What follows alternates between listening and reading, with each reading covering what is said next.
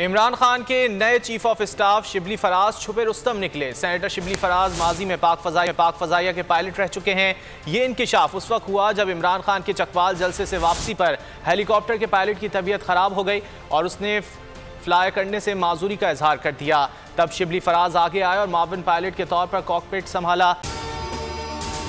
अगर आपको ये वीडियो पसंद आए तो लाइक पर क्लिक करें। परवाज लेकर अपने कप्तान को मंजिल तक पहुंचाया। मैं हूं इमरान रियाज खान। अब आप मुझे देख पाएंगे सिर्फ बोल न्यूज़ पर। इमरान रियाज खान साहब जो हैं वो बोल फैमिली का हिस्सा बन गए हैं। बड़े अरसे बाद किसी चैनल ने हौसला किया है, तो मुझे ऐसा लगता था कि हमें बोलने की इजाजत नहीं मिलेगी, लेकिन बोल ने डिसाइड किया कि बोलने की इजाजत वो लेकर देंगे। मुझे बोल की एक चीज बहुत अच्छी लगी कि बोल ने कैटेगोरिकली कहा कि जो करना है करो, हमने अपना कोई बंदा नहीं निकालना।